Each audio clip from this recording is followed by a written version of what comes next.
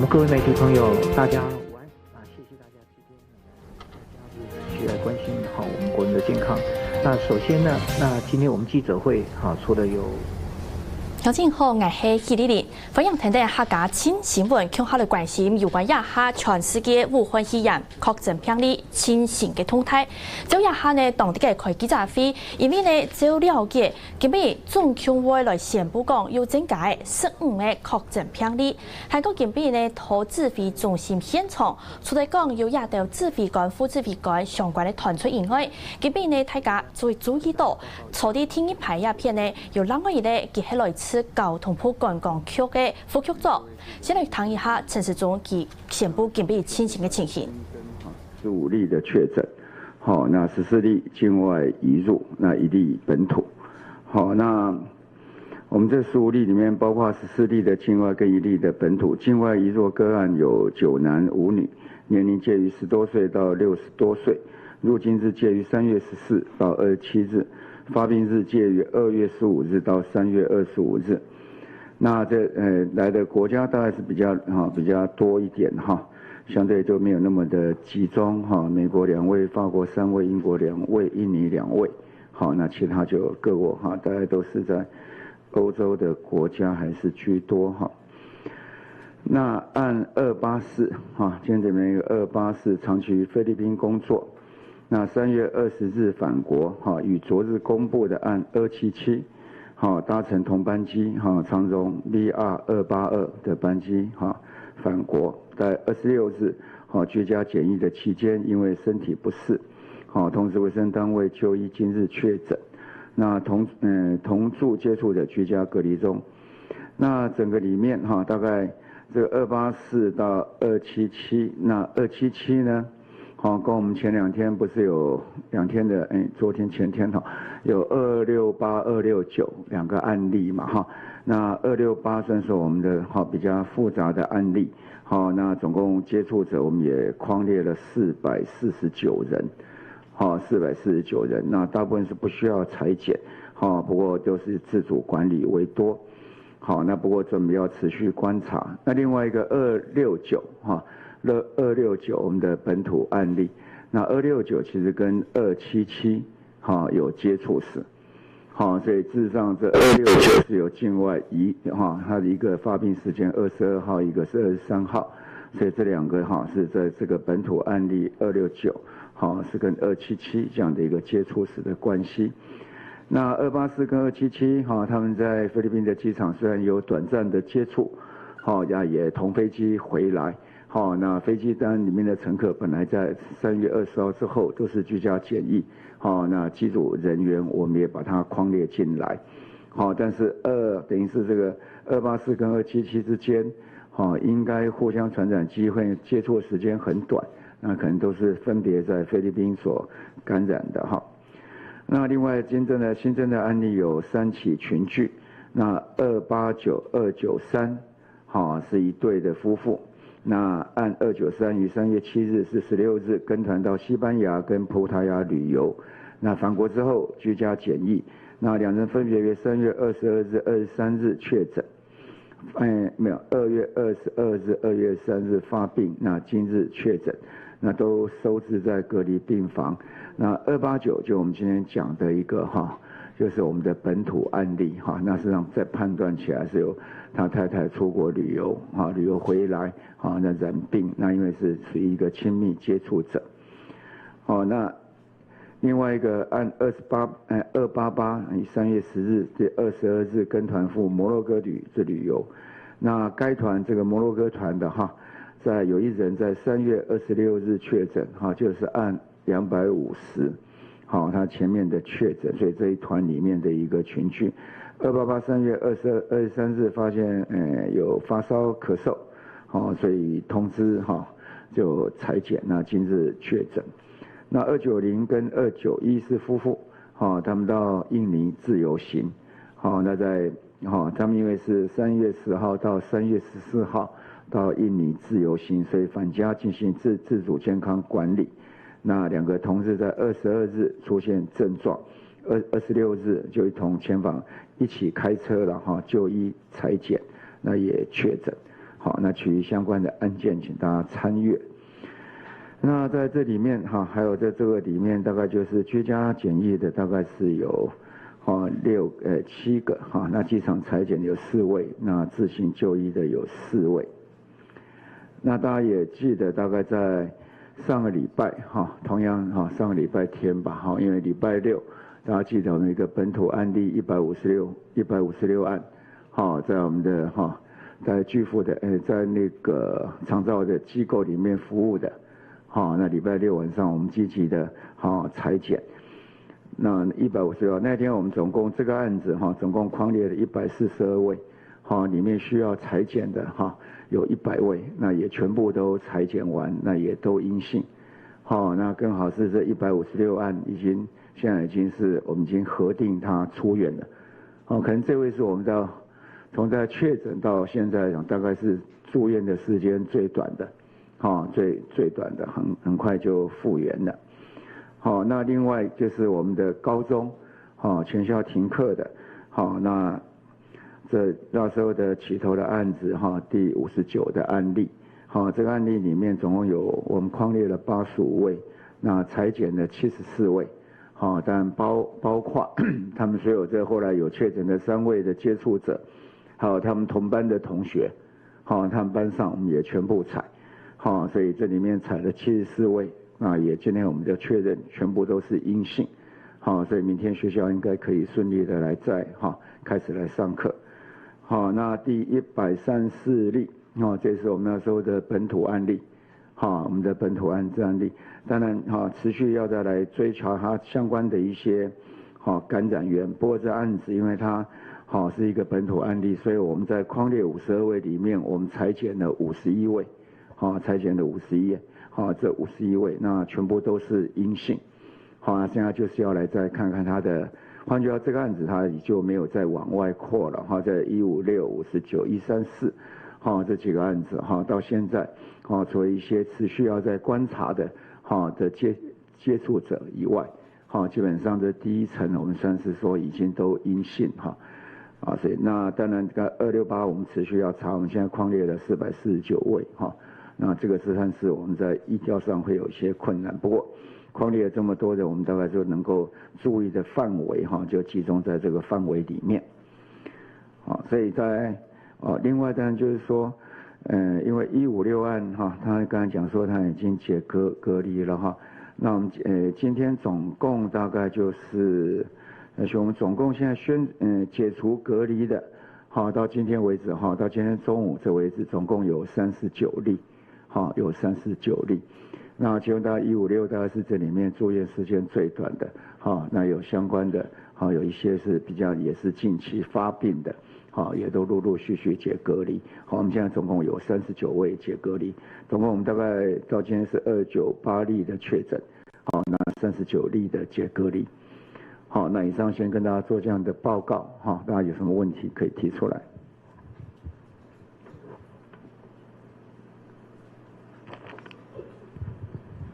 大家好，自由时报提问，我想问一下说，因为好像有一个消息说有一艘邮轮啊，就是停留在巴拿马的外海，那没有国家愿意让他们靠岸。那现在有消息指出说，这艘船上有30多名台湾人，所以想确认一下说，指挥中心对于这个讯息有掌握吗？那第二个问题是说，因为那个中国的研究发现，无症状感染者跟出现症状感染者的传染率是不相上下的。那接下来我们陆续会有一些民众从中国返台，那加上本土个案的一些，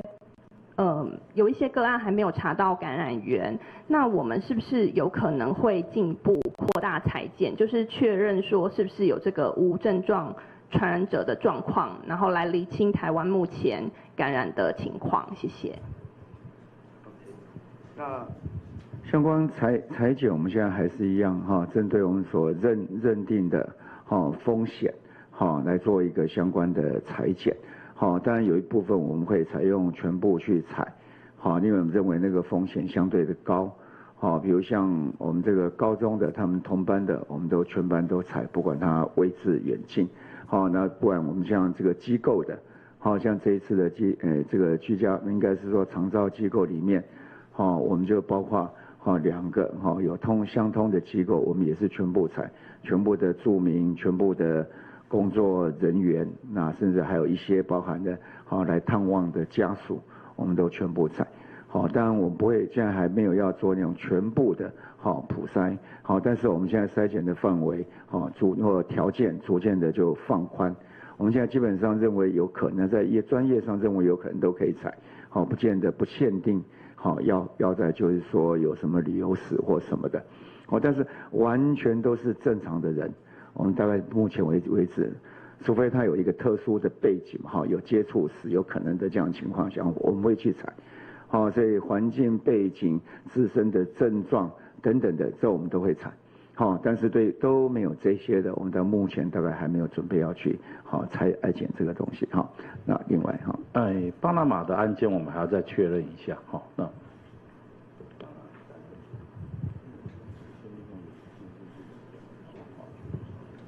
好，我们可能再厘清一下这样的一个讯息。现在邮轮的讯息也算蛮多的了问部长在3月18号的时候，立法院报告有提到说2周的危险关键期。那今天其实3月18号，距离3月18号已经是第2周了嘛？那目前我们这样看这个。好，看到鸦片呢，先来整理一下哦。中央流行疫情指挥中心近半夜呢，从下晝2點邊呢出來公布講，國內有新增加嘅15名武漢肺炎嘅病例，呢度15名當中有14個係對境外採落來嘅，另外還有一個係本土案例。今日呢，就宣布講對境外採落來嘅個案，其中有9位4大爺，5個4摩爺，差唔多呢，加到個案發病前分別都有旅遊史，去到美國、英國、法國、西班牙、葡萄牙、瑞士、土耳其、摩洛哥、突尼西亞、菲律賓同印尼亞洲所採。韓國亞洲人呢，加到出國主要就係去旅遊或者係工作。另外呢，今日宣布嘅頭一個本土病例當中呢，佢一下行愛來繼續查。另外今日呢，陳時中佢咩指揮官佢咩宣布講，頭上禮拜六有一個頭長照機構裡外服務嘅人，全部是同佢接觸嘅人142個，都攞佢強烈起來，全部採檢好嘅，全部係陰性，無所求推驗嘅。韓國佢咩公布講也156位案例喺處理當中時間係驗嘅時間輕短嘅。另外一個係按59日嘅案例，也就係講先前初審規間高中愛停課嘅係第59個案例。不過一下呢，針對家長亞博嘅，針對全班同學都去採檢，今邊呢確認全部都係陰性。故所家下陳時中指揮官咩宣布講，也嘅學校要做得順時上課嘅。喺我一下記者係持續嚟提問，誒繼續嚟關心現場嘅情形動態。7號就是因為血氧低，所以就轉負壓的加護隔離病房，所以我今天有對一些媒體就是因為他血氧量低，所以有轉負壓加護病房，應該歸類是這個嚴重肺炎。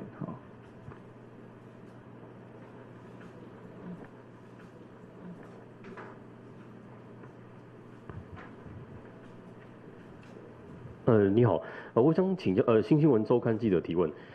就是按268在確診之前去過一家診所跟一家醫院，然後到第2家醫院才確診嘛，才通報篩測，所以我想請教一下，就是說，因為2月16號開始就已經擴大這個社區篩檢，那疫情指揮中心這邊也有提供各級醫療院所這個臨床診斷指引。那所以我想請教一下，就是說這個按268無法及時篩測的情況，是不是因為就是指引無法涵蓋268的臨床症狀？然後或者是說，這個疫情過程疫調的過程當中，是不是有詢問當事醫師就相關的診斷情形？那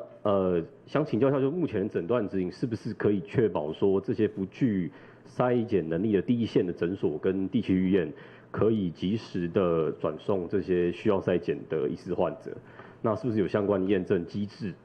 那如果按268確實存在，就是說醫療院所無法有效落實診斷指引的情況的話，應該要如何改善？那第二點，我想問一下，就是說今天的按285的部分，它是因為16号就已经回国了嘛，所以他暂时不用居家检疫。可是之前不是有宣布说，就是需要回溯，就是说他如果是在居家检疫，就是规定说返国需要居家检疫之前返国，然后可是他有症状的话，必须去回溯，然后也必须即刻需要居家检疫。那为什么他还是自行就医的情况？谢谢。没有说那个，如果是以你第一个讲是按285，好，没285哈，就是说他那个时候就是说，我们大规定就是说回来哈，那有症状我们就去有就医过的，哈，我们就去那个 check 哈，check 他有没有去就医，然后就强制他们哈，就等于是召回他们哈，要来居家检疫跟我们的采检。那他可能在前面这段时间他并没有症状产生，好，所以他也没有被我们召回，好，所以他这里面等于是自主健康管理的部分，所以他有状况就联络，然后就去就医，好，所以这样现在倒还没有违法的情形了哈。那268。268这个部分的话，因为它本身有一些的慢性病，哈，但是慢性病它里面当然也有一些的其他的症状，哈，也是会呈现有呼吸道的这些症状。那所以说，医师他在诊断的时候，有时候会受到说他原先长期有的这些呼吸道的症状的影响。那有时候不见得都会，尤其是在没有旅游史的时候，那尤其这时候并不容易怀疑到是不是有这个冠状病毒、武汉肺炎的这种情形。好，那这也是医师所面临到临床上的一个挑战，就是说一个病人他本身有慢性病，尤其是有慢性的呼吸道疾病的时候，那这时候对医师来做诊断的时候，其实是蛮挑战的。好，那当然我们也一再的提醒医师，在这部分，如果您真的是这部分有怀疑的时候，那就麻烦您来做采检。那采检的时候我们做来检验，那一方面也可以排除掉这种可能性。好，那这我们不断的都在提醒这个医师当中。那的确啊，临床工作者，这是临床工作者永远的挑战。那另外有问到就是说转检的部分。好像我们167家的转检的点都已经启动了，好，所以在转检应该是问题会越来越小，好，地方分布的够。那至于刚才讲到就是说，其实我们现在还是要求就是说，以前说你要有怀疑了哈，现在应该是说我们已经扩大到就是说，好，你不能够排除的话，就应该要采。好，那有些我们讲希望说，当然希望医疗院所在这边更能够提高警觉。好，有些医生会判断就是会觉得这不太像就不需要，但我觉得这我们现在已经希望说你不能够去排除它的话，那就应该要采。我们现在希望说在有任何的相关情况，我们希望尽量能够采了哈。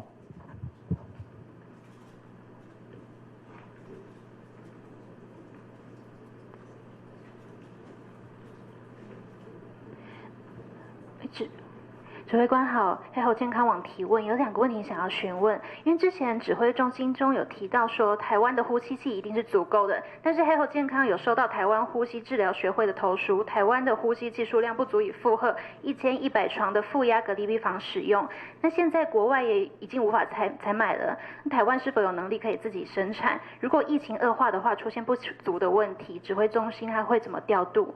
那第2个是台湾的呼吸治疗师通常只有上白天班，夜班的都是待命方式。那肺炎疫情恶化的话，人数肯定会不足。台湾目前有1000名持有呼吸治疗师证照但是没有就业的人员，那指挥中心计划会如何辅导这些人员及早的定位？大家从学会得到的资料跟我从医师室得到的资料是不一样了哈。我们大概有现可以用的就1200台。好，那还有一些就是可以随时来调度的，好，所以这量是一定会够的了哈。当然我那天也跟大家报告，我们会选一个时间，我们把相关的医疗准备跟病房现在准备的数目，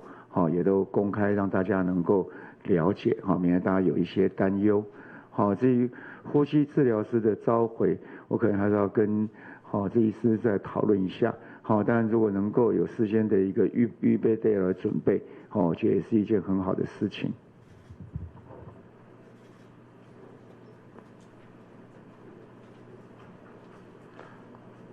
指挥官好，这边中时想要问一下说，因为现在案268的出现，那就有越来越多医师就是呼吁说，我们是不是可以全面筛检来减少民众在社区内被感染的风险？即便这个会增加第一线医护人员的负担，那指挥中心的态度还是跟之前一样吗？还是说已经有一些改变了？谢谢。态度都一样，我们不会针对2350万的人去采了哈。事实上，这样的效益低，而且很多的就会还是一样了哈。我们的目标还是专家的意见哈，很清楚，我们来针对有特定的情况、特定的风险，哈，去进行相关的裁剪。你好，我们先8大。我想请教一下，就是说目前防疫的车好像只到花莲，那如果到台东或外岛，是不是还有需要搭乘火车或相关航班、船、飞机等？那这样会不会有一些防疫的破口？我们可以怎么去处理？防疫专车的部分，台东我们已经有协调，也已经做了准备，因为上个礼拜台东县老县长也有特别提出来，所以隔天就已经协助他们去做解决。那离岛的部分还是维持像澎湖跟金门连江的部分，我们在国内线的这个报到柜台的时候都特别提醒，你要主动告知，那会帮座位去做隔开。那另外是像台东离岛兰屿的部分，那现在已经跟台东县政府已经有谈好，那离岛的这个国人的部分就暂时先不回离岛。在台东县，他们会去安排他这个住宿居家的地点。联合报提问，想请问一下指挥中心对于境外移入个案新增趋势的预估，就是按照我们过去5天的入境人数跟境外移入的案例数，这个确诊的比例大概是5%到6%。那如果未来的1周每天入境维持大概约现在2000人的话，那平均1天可能要新增10到12人，未来1周可能会新增70到84左右的境外移入案例，请问这个是否符合指挥中心的估计？那是不是估计说未来1周之后就会很明显的趋缓，还是会持续以这样子的趋势新增？那第二个问题是想请问一下，目前被列为确诊个案接触者的医护人员、空服员、地勤各有多少人？那大概还有多少人还在隔离期？谢谢。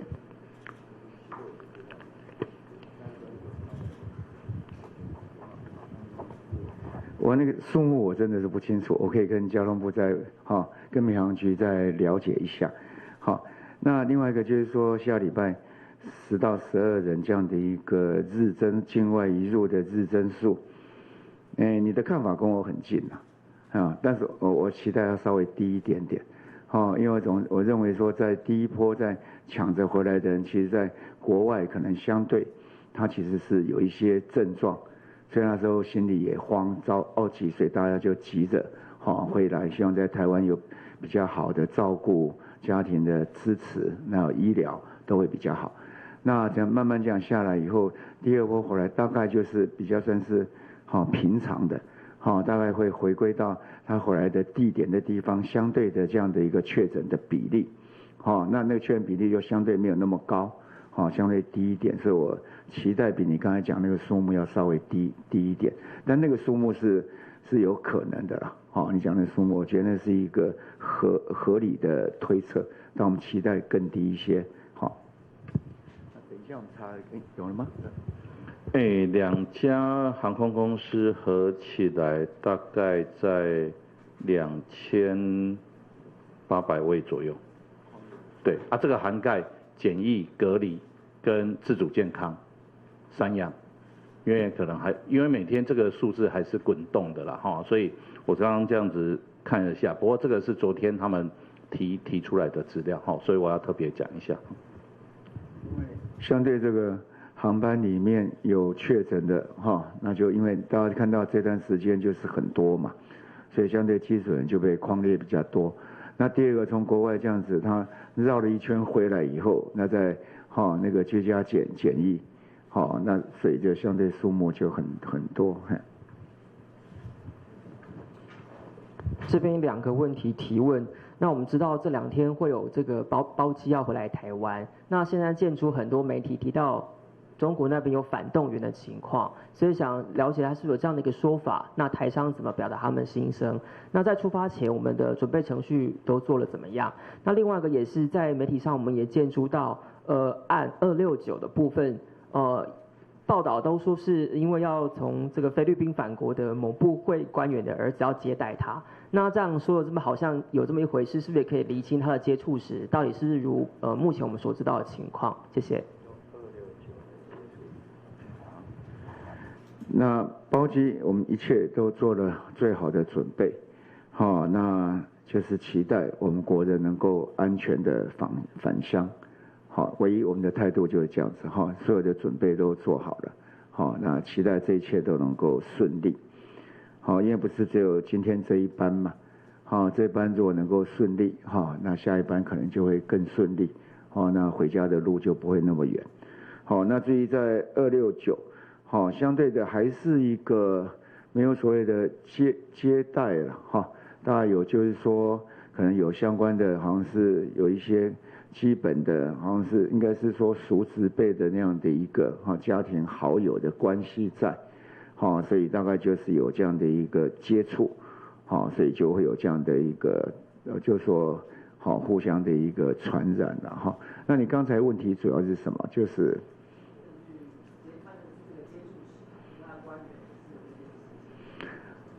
有就是说在那个好像有一起喝咖啡，在可能在等车啦或者怎么样哈，他爸爸来载，那可能相关的在等车这样情况，所以好像有在一起喝咖啡还喝茶，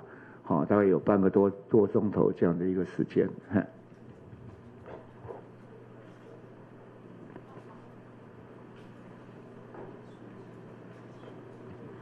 报道者提问，想要请教一下，因为现在其实，在航空公司这边，就是机组员目前是有4个人，那4个人确诊，那想请教一下，我们到底现在是有新增的吗？因为像现在看起来风险是蛮高的。那之前有提到说要公布这些比较高风险的这种从业人员的身份，就比方说他现在有几个人确诊，那我们现在演绎的怎么样？那还有今天新增的这个284那个同班机上到目前有多少人？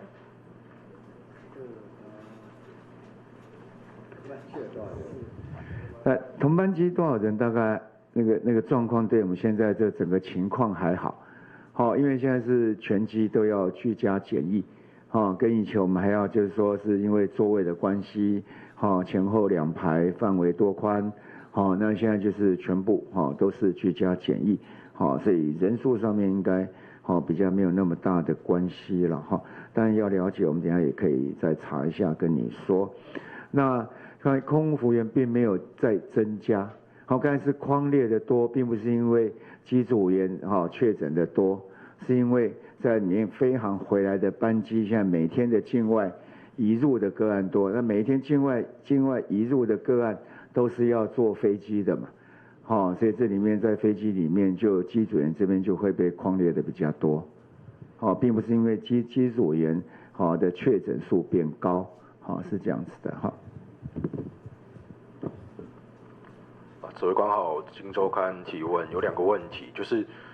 外面有一些报道说美国或一些欧美国家现在开始使用手机的广告 data 的投放数据去分析地区的人流或者可能的。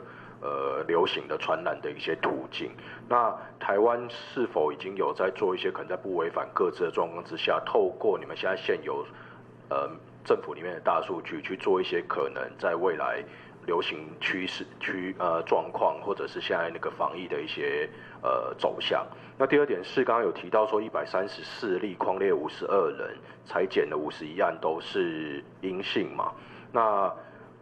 就目前这样的状况，所谓接下来可能的风险或你们会比较担忧的点是什么？那刚刚指挥官还有提到说目前经过2周预期的状况比原本的没有那么恶劣，你们预期本来的状况可能是怎么样？那如果从指挥官你们预期的那个状况之下，台湾目前还有什么是可以加强防疫，或者是不管是个人或者是各企业相关可以做加强的部分？谢谢。第一个，我们大概最后从那个100案到134案，134案我们大概就对周围的人都裁减多，所以我说这第一道的防线，看起来是有守住。然后第二个就看是他观察的一个时间，接下来这些相关周遭的第二层的人，在这个我们的潜伏期，如果满，那这个案子大概就是算是安稳了，所以可以这样讲。所以我们总共是匡列52个，裁减了这51位。那第二个就是说，用相关的人流来看，那这样的情况下，未来如果有多发的社区感染的时候，那我们就会进行这样的事情。那到目前我们还没有这样的一个情况。然后第三个就是说，各单位都有在开始做一些相关的准备。像我们部里面卫生福利部，我们现在也开始，我想现在很多的部会都试行的，先找几个人在家里上班，那异地上班的地方也找好。那也找就是说几个组的人就到那边上班，不断的在模拟这些可能的情况。那企业有相关的企业的指引，那我们的大企业可能又做得更积极一点，大家都为了整个员工的跟企业的永续，大家都做好相关的准备。那您问我说有什么要再增加的？我觉得我们可能要对于就是说社交距离。社交距离，我常常也看到，就是说，其实在集会那些我们都有做，但是一般的在排队，还是维持着人靠人的这样的一个情况，所以我们也现在在研议说，对于这样的社交距离，是不是要能够更严格的去规范呢？我们当然不会像新加坡这样一次就罚100万，但是我们是确实想考虑，就是说没有照这个东西，我们是要用罚款的方式来做处分，因为毕竟我们做了很多的事情，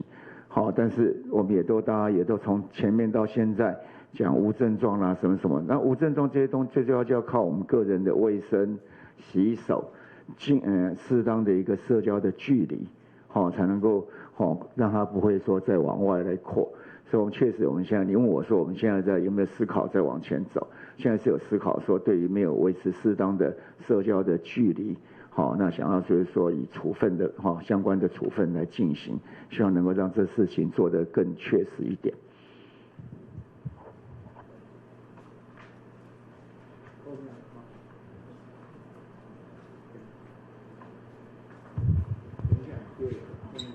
您好，大家提问，想问一下这个案268，现在有没有考虑说要公布它的活动足迹？因为昨天匡列大概100出头，但是今天变成400多人了。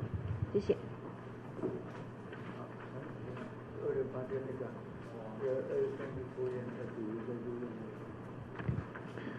目前他有匡了400多人那主要大概是应该是说他一些诊所就医的一些病人还有医护人员，这个是匡的比较多了那至于说他先前有就是说可能有去其实他真的是医疗院所去的比较多，还有就是他去因为他公司的业务所以去一些其他公司，所以那个人我们都可以找到了。那目前我们在考虑2个，他去某个这个比较可能我等一下再跟指挥官请示之后，我们再决定是否要对外宣布。对，对各人工作室，但是有去2个，我们后来找大概只有2个点是属于比较公共区域的部分那可能我先跟指挥官报告之后，那如果可以的话，我们在192这边那个群组里面讲。好，我找一下，等一下我可以找到的时候就立刻讲。好。不能讲，对，我责任就很重。不过我还是维持一样嘛我们这个公开透明讲，就是说，如果掌握得到，我们不公布嘛掌握不到又没有牵涉到个人的隐私的话，我们就公布嘛。好，我这边大概讲查到了2月29号下午5点20分到6点54分，在金山老街跟庙口肉羹那3月15号的下午2点半到4点48分，在乌来老街旅游购买路边小吃那大概其他的部分大概是我们都可以掌握到。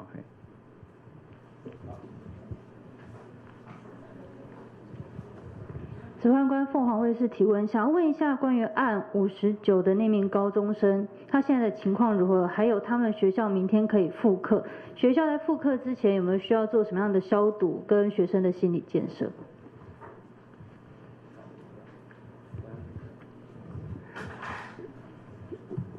他是身体状况嘛，你看一下好了。就我们所知道，他们本身就是症状原先都很轻微，好，那现在看起来应该是完全康复了。那学校的部分的话，哈，那个学校刚停课的时候都已经全部都消毒过了，好，那时候都已经都做消毒工作了，所以说现在看起来应该是可以顺利的来恢复来上课。当然，在心理建设的部分，好像教育部应该是做了相关的一些准备，不过我们也可以再提醒他，因为这段时间其实学生嘛，这年轻人可能需要一些，就是说学校再加一些辅导，这尤其是对于这个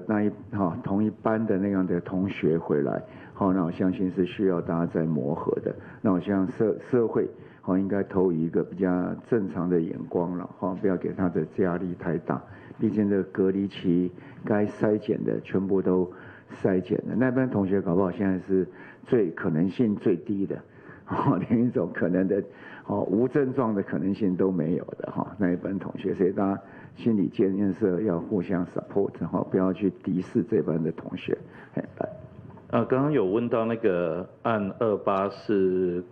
搭乘的那个航班那个航班的旅客的人数是72位啦，那国人有56位，外国人有16位。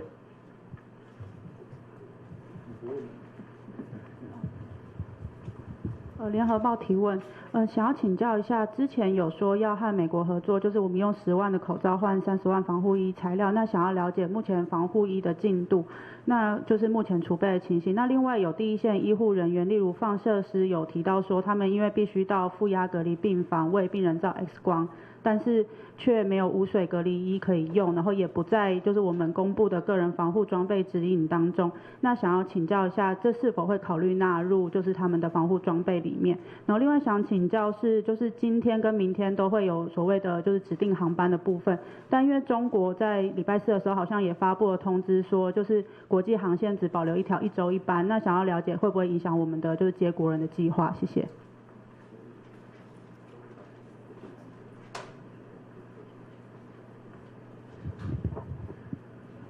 那个有关于就是说关于进到那里面那个装备，那我相信在这144跟我们的防疫的专家里面都有相关的一个指引在。至于说我们的这些防护衣，还有这些隔离衣跟 N95的口罩，其实我们到现在已经陆陆续续都到位了，而且增加的量也非常的多。那防护衣我们大概可能要增到上百万件吧，好，那这都并在我们将来不是将来最近医疗的设备还有物资这跟大家提出来我们有多少那准备了多少，那跟大家都报告。那至于在班机里面，我们当然就讲过，就是说我们希望就是能够顺利嘛，那大家就静待今天晚上，我们希望他一切都顺利。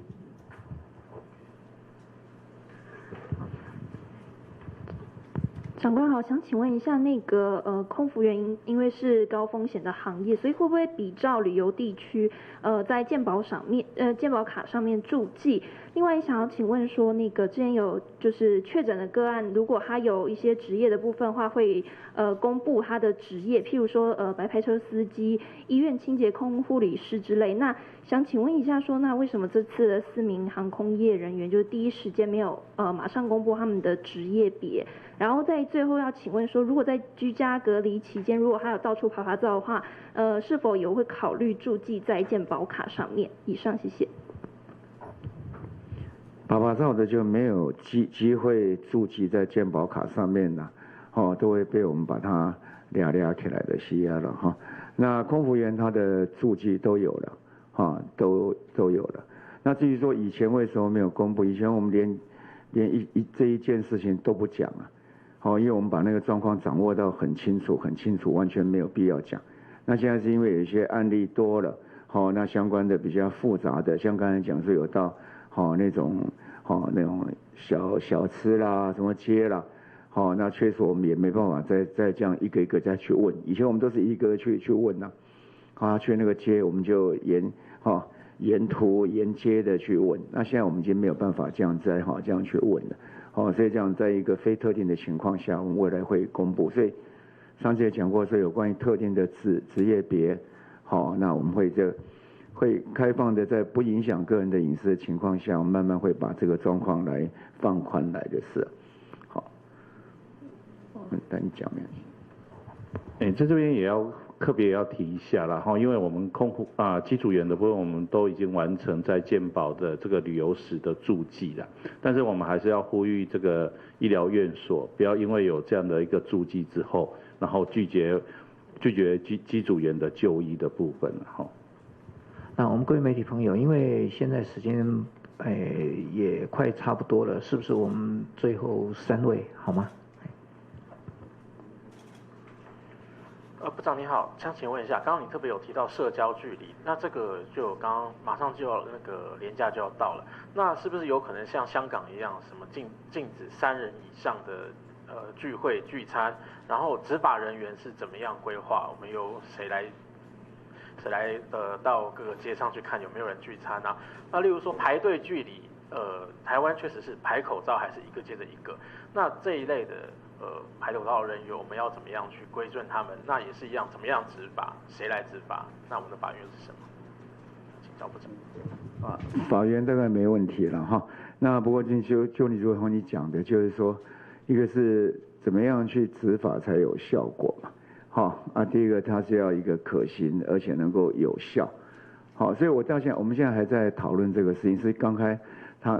我们的同伴也问了这个问题，他问我说我现在有什么样的想要更进一步的事情，我就跟大家报告说，我们对社交距离这样的事情是在意的了。那么你说要怎么样做才能够适切？那我们现在在研议中。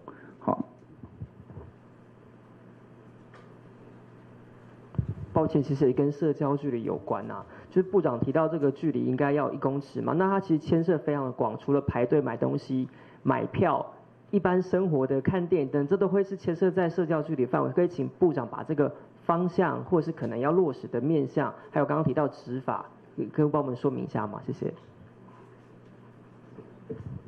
那就是说还在研究中啊，用什么的方式，看拿一支尺这样就来量，所以这个很多问题，所以我必须要更多人大家来做一些讨论才能够让这样的一个定下来的规则能够确实的被执行，让我们达到我们确实能够防疫的效果，大概是这样子的考虑最后一位来。您好，想请教一下，就是今天晚上的包机有440个人登记，想请问有没有确定说最后大概会再回多少位？然后想问一下说是不是防疫也是比照第一二波的包机，然后听说有很多人放弃这一次的包机行动，请问还会有在下一次第4次的包机吗？然后会不会帮他们取消注记？另外就是好像有说我们包机回台的时候是想要捐赠1万件防护衣是给对岸，但是他们好像有拒收的情况，想请指挥中心回应一下，谢谢。